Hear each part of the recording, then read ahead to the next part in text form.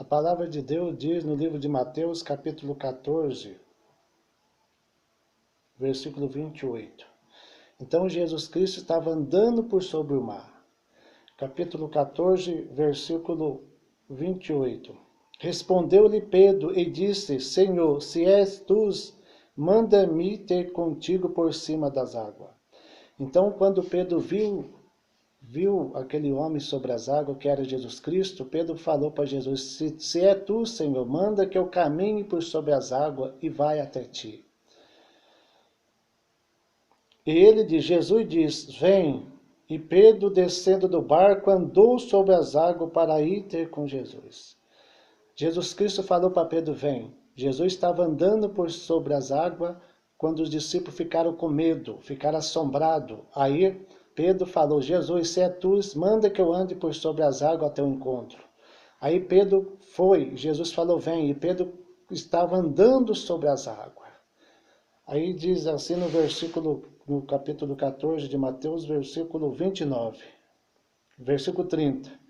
Mas sentindo o vento forte, teve medo, e começando a ir para o fundo, clamou dizendo: salva-me, Senhor. Pedro estava andando por sobre as águas, mas o vento ao contrário. Muitas vezes estamos seguindo Jesus Cristo, mas as coisas estão vindo ao contrário, os problemas, dificuldades da vida estão nos confrontando.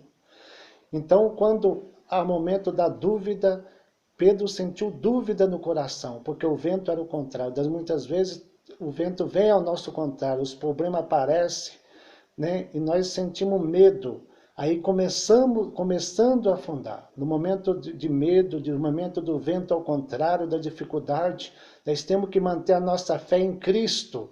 Pedro estava caminhando sobre as águas, e caminhou sobre as águas, mas devido aos problemas, Pedro sentiu medo, começou a afundar. Não devemos ter medo. Quando começamos a ter medo, começamos a afundar, a fraquejar nesta vida. Versículo 31. E logo Jesus, estendendo a mão, segurou e disse-lhe: homem de pouca fé, por que duvidaste?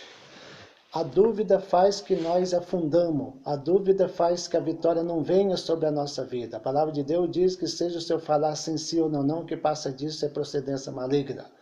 Muitas vezes o inimigo coloca dúvida no coração da pessoa para que ela não vença e não prossiga.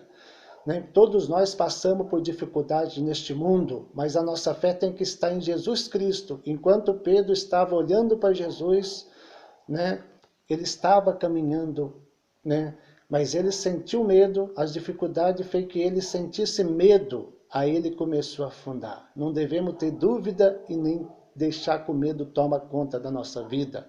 Que o Espírito Santo de Deus toca na tua vida.